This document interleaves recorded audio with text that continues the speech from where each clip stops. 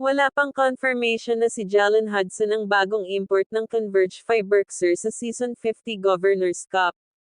Based sa latest info, sa 2026 PBA Governors Cup import list, blanca pa yung import slot ng Converge Fiberxers. Wala pang nakalist na pangalan. Si Jalen Hudson, last naglaro sa PBA noong 2023 Governors Cup pa, pero sa TNT Tropang Giga siya noon. Siya pa nga yung nag-drop ng 56 points versus Converge noong February 8, 2023. After nun, pinalitan na siya ng TNT kay Ronde Hollis Jefferson. So kung babalik si Jalen Hudson sa PBA at sa Converge pa, malaking balita yon.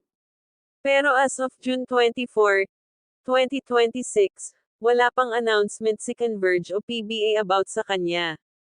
Si Jalen Hudson ay scoring machine yan nung naglaro sa PBA 2023 Governors Cup for TNT.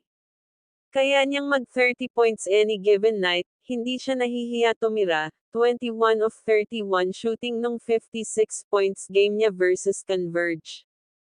Athletic guard wing, 6'5" siya. Malakas tumalon. Kayang mag-dunk sa transition at gumawa ng sariling tira off the dribble.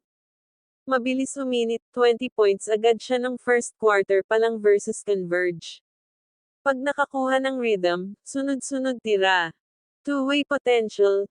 May 12 rebounds, 4 assists, 1 steal, 1 block nung 56 points game niya, hindi lang tira, nagre-rebound at depensa rin.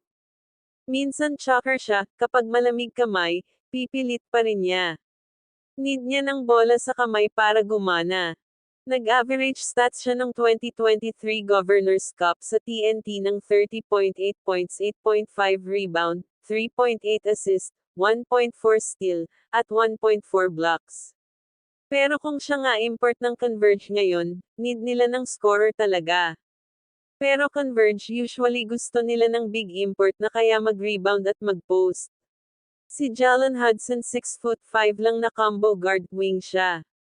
Mas fit siya sa run and gun system.